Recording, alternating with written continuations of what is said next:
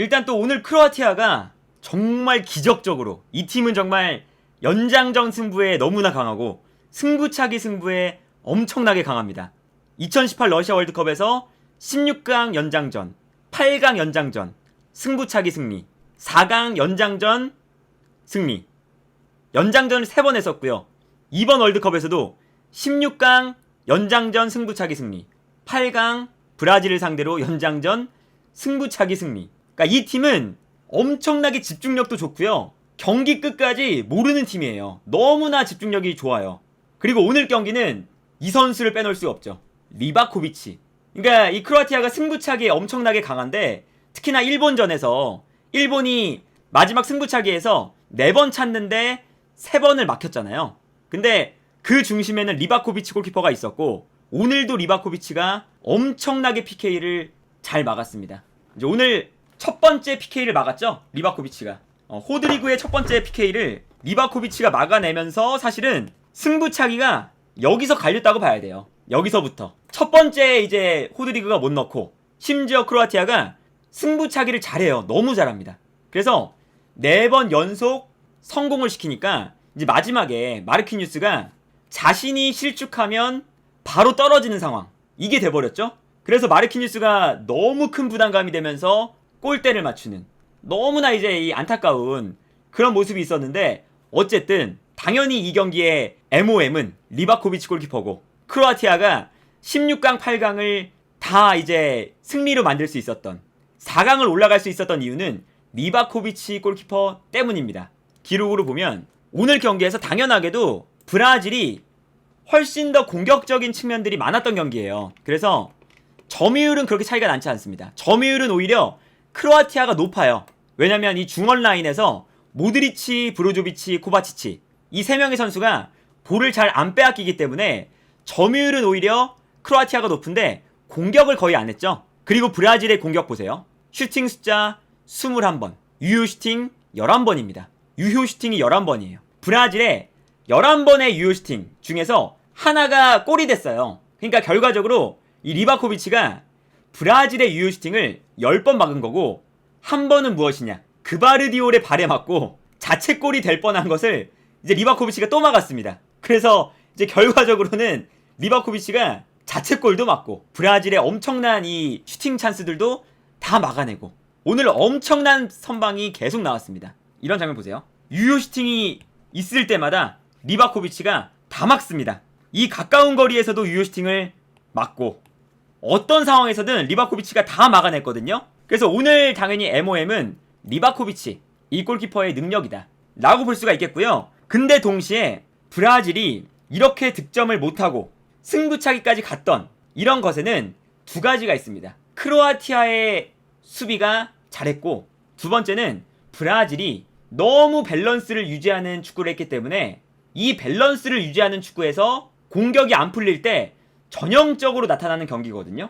그러니까 늘 말씀드렸지만 브라질은 이번 대회에서 공격적으로 경기를 안 해요. 4-3-3 전형을 쓰는데 여기서 풀백들이 안 올라오죠. 포백과 앞에 있는 카세미로 이 5명은 아예 공격을 안 합니다. 그래서 오른쪽 풀백이 심지어는 중앙 수비수인 밀리탕이고요. 왼쪽 풀백은 원래 오른쪽 풀백인 다닐루예요. 그리고 다닐루가 오른발을 쓰니까 자연스럽게 중앙으로 들어와서 역습에 대비하고 있습니다. 이게 브라질의 사실은 뭐 전략이거든요. 언제나 수비 숫자를 후방에 남겨둔다. 분명히 이게 브라질의 전술인데 반대로 생각하면 공격의 숫자가 너무 적어요.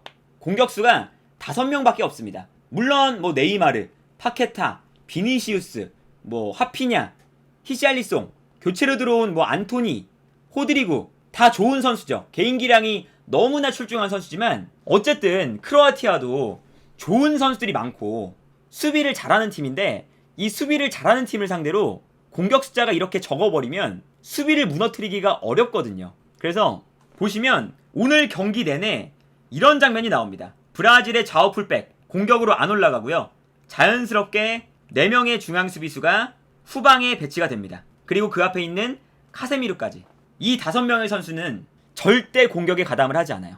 그러다 보니까 비교적 크로아티아가 브라질의 공격을 막는데 조금은 수월한 편이었습니다. 물론 이제 보통 같으면 브라질이 뭐 네이마르 한 방, 비니시우스 한 방, 뭐 개인 기량으로 5명이서 어떻게 만들어서 한 골 넣었겠죠. 이게 사실은 브라질의 전략이거든요. 우리는 어차피 공격 자원이 워낙에 화려하니까 적은 공격수로 득점을 만들고 90분에 한 골은 만들고 대신 수비 라인에서 상대의 역습을 당하지 않겠다. 그래서 우리가 그 지난 경기에서 대량 실점을 했던 게 첫 번째 실점을 하고 우리가 조금 급해져서 올라가다 보니까 오히려 브라질이 역습 축구하면서 대량 득점을 했던 거예요. 근데 크로아티아는 오늘 기본적으로 브라질에게 선제골을 쉽게 허용하지 않았습니다.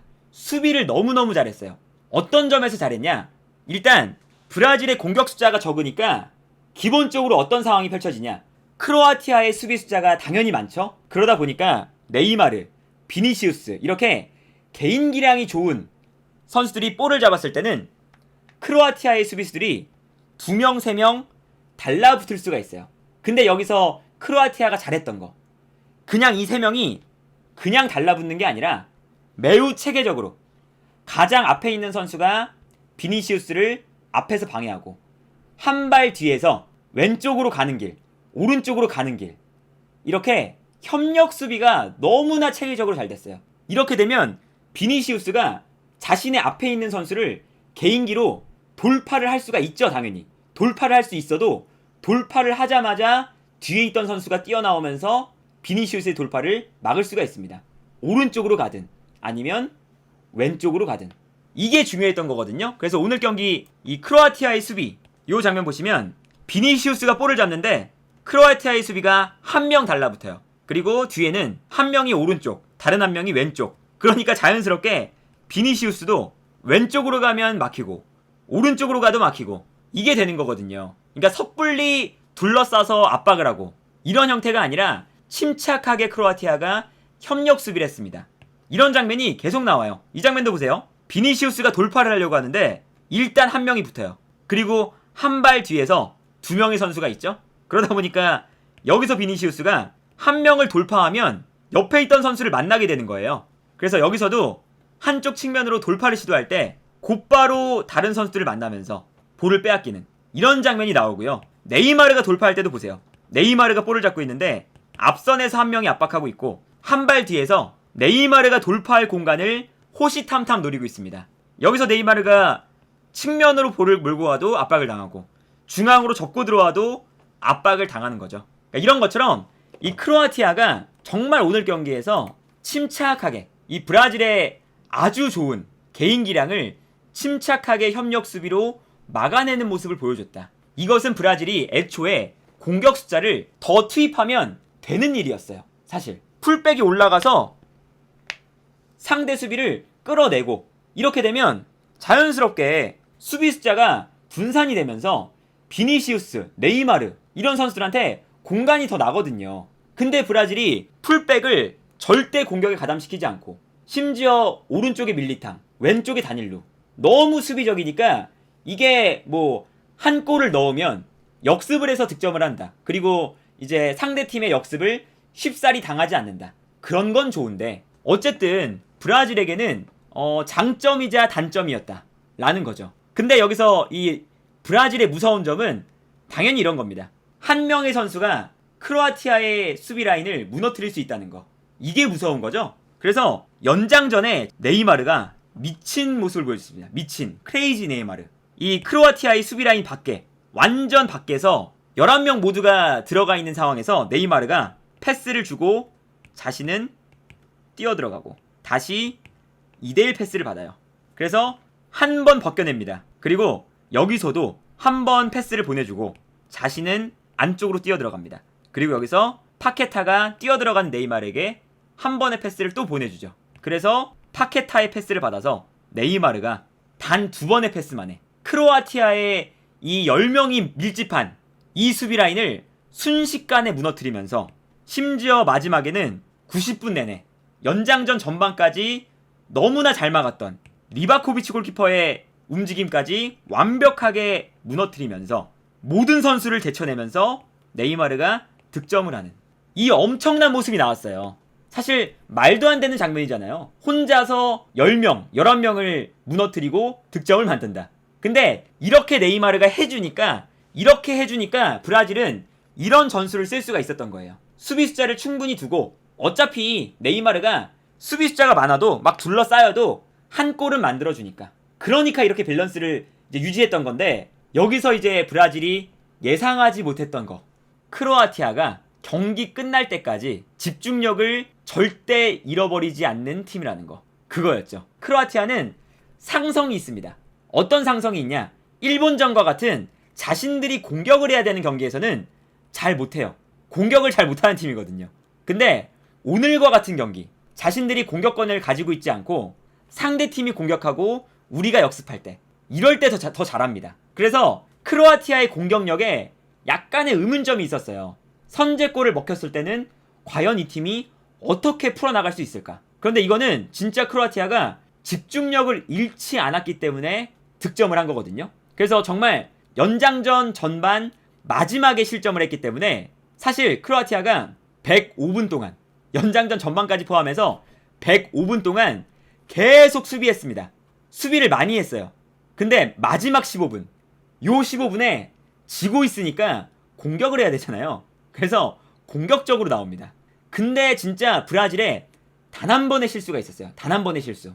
어떤 게 있었냐? 브라질이 너무 내려가 있으면, 사실은 너무 내려가 있으면 크로아티아가 마지막에 어떤 선택을 했느냐? 최전방에 페트코비치, 부디미르, 190이 넘는 선수들을 2명 투입했어요. 그리고 여기에 더해서 페리시치까지 제공권이 좋죠? 그러니까 제공권이 좋은 선수들이 박스 안에 있는 거죠, 크로아티아는. 그러면 브라질은 단순히 라인을 내리면 박스 안으로 크로스가 올라왔을 때 위협적인 이제 실점 위기가 찾아올 수 있다. 그런 이제 판단을 해서 브라질이 연장전 후반전에 크로아티아를 앞선에서 살짝 압박했습니다. 앞선에서. 오히려 뒤로 물러나면 크로스가 올라오니까 이거는 불안한 실점 위기가 찾아오고, 앞쪽에서 압박해야 크로아티아의 볼을 빼앗고 크로스가 애초에 못 올라오게 만들겠다, 이거였거든요, 브라질의 의도는. 근데 브라질이 올라와서 압박할 때 크로아티아의 에이스 모드리치가 볼을 잡았습니다. 이게 진짜 핵심이었죠. 브라질이 전방에서 압박을 하고 있는데 모드리치가 볼을 잡았어요. 그리고 모드리치가 브라질의 3명의 선수의 사이를 비집고 들어가서 돌파에 성공합니다. 모드리치가. 심지어 연장전 후반 12분에 이 백전노장 모드리치가 체력적으로 분명히 부담감이 있었을 텐데, 연장전 후반 12분에 모드리치가 이러한 플레이를 해요. 그래서 압박을 벗겨냈어요. 모드리치가 압박을 이겨내고 앞으로 패스를 보내줬어요. 그러다 보니까 크로아티아의 공격수와 브라질의 수비 숫자가 순간적으로 동일해지는 상황이 나왔습니다. 4대4. 그리고 여기서 뛰어들어가는 우리의 K리그의 자랑 오르시치에게 패스. 오르시치가 측면으로 볼을 몰고 올라가서 중앙으로 패스. 여기서 이제 페트코비치의 슈팅. 근데 여기서도 운이 좋게도 굴절 득점. 이번 경기에서 저 득점이 오늘 경기 전체에서 유일한 유효 슈팅이었습니다. 그러니까 얼마나 크로아티아가 이 경기가 끝날 때까지 집중력을 잃지 않고 정말 최선을 다하고 그 과정을 통해서 결국에는 결과를 만들어내요. 끝까지. 그래서 오늘 경기는 여러 가지 생각해 볼 수가 있겠죠. 브라질의 다소 부족한 공격 숫자가 어쨌든 답답한 공격을 만들어냈고, 그리고 여기서 이제 크로아티아도 수비를 잘 만들면서 어쨌든 브라질의 공격을 잘 막아냈고, 여기에 이제 핵심은 리바코비치 골키퍼였고, 근데 여기서 분명히 실점을 먼저 했는데도 후반전 막판에 크로아티아가 정말 끈질기게 따라가면서 한 골 만들어내고, 그리고 이게 운까지 겹치면서 굴절이 되면서 골이 들어갔죠. 그래서 승부차기. 여기서 이제 승부차기에서 또 크로아티아의 강점이 또 나오면서 리바코비치의 엄청난 선방이 또 나오면서 승부차기에서 승리. 야, 이 이변이 정말 엄청납니다. 엄청난 이변이고, 크로아티아는 정말 끈질긴 팀이에요. 끈질긴 팀. 그러니까 뭐 연장전에 가니까 뭐 늪축구다 이런 얘기를 많이 듣잖아요. 근데 이런 얘기를 많이 듣는데 어쨌든 연장전에 가서 마지막에 이기는 팀은 크로아티아거든요. 마지막에. 이게 진짜 크로아티아는 중꺾마, 꺾이지 않는 마음을 가지고 있는 팀이고, 2018년 16강, 8강, 4강 모두 연장전. 카타르 월드컵 16강, 8강 모두 연장전. 이 크로아티아의 정말 끈질긴 생명력, 끈질긴 집중력이 오늘 경기 만들어낸 결과다. 그리고 이게 최근에 강팀들이 이번 월드컵에서 우승을 하기 위해서 분명히 강팀인데 살짝 내려앉아서 수비 숫자를 분명히 확보한 다음에 공격을 하거든요. 근데 이게 지금까지는 통했습니다. 지금까지는 정말 잘 통했는데 이렇게 한 번씩 공격 숫자가 부족해서 문제가 생기는 이러한 경기도 분명히 나올 수가 있다. 그래서 크로아티아가 이제 승리를 거뒀고 절대적으로 우승 후보일 쓰니 브라질을 꺾고 모드리치의 마지막 라스트 댄스는 4강전으로 갑니다. 그리고 이제 오늘 경기 또 끝나고 사실상 이 네이마르도 참 안타까운 게 이제 92년생이니까 다음 대회에서는 네이마르가 참 많이 노장이거든요. 전성기에서 맞이하는 마지막 월드컵일 텐데 그게 사실은 좀 이제 또 우승에 대한 열망이 엄청나게 그것 때문에도 강했고 했지만 오늘 경기에서 이 네이마르의 도전은 멈췄다. 그래서 이렇게 크로아티아가 엄청난 이변을 일으켰다. 충격적인 패배를 브라질이 당했다.